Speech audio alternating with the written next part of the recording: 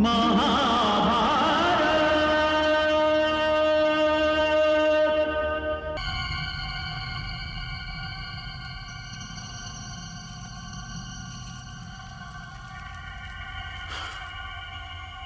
गुत्थी तो मुझसे सुलझ नहीं रही है। यदि तुम लोग सुलझा सको तो सुलझाओ इसे।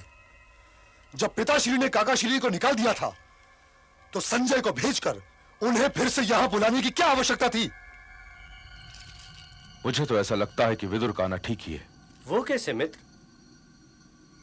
वो ऐसे दुशासन कि विदुर की सोच तो एक दर्पण है जिसमें गंगापुत्र भीष्म, आचार्य द्रोण और कृपाचार्य की सोच की छवि देखी जा सकती है।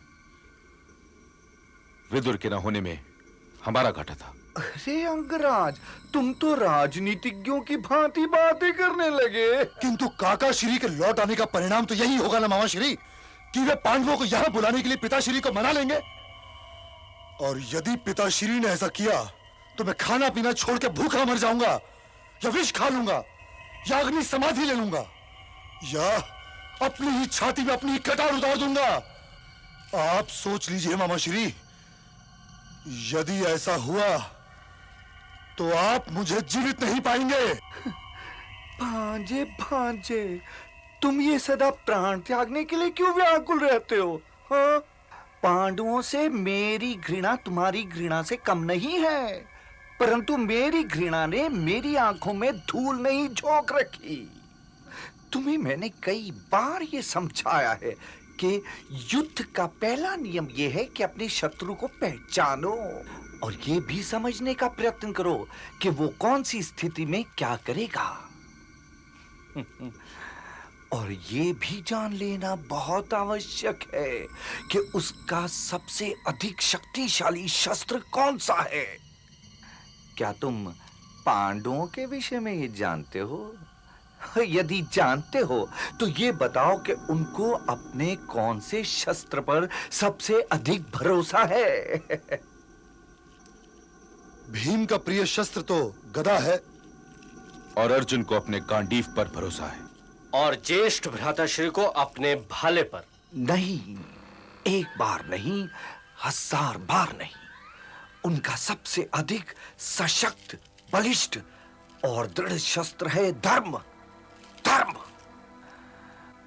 और वो ये समझते हैं कि ये शस्त्र चूक है, इसलिए वो महाराज के बुलाने पर भी नहीं आएंगे, क्योंकि वो 12 वर्ष का वनवास और 13वें वर्ष का अज्ञातवास दांव में हार के गए हैं।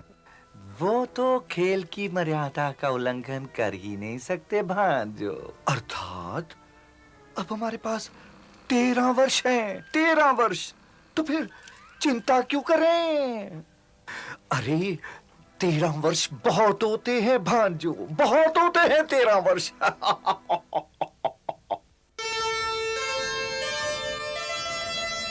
कपटी अपने कपट को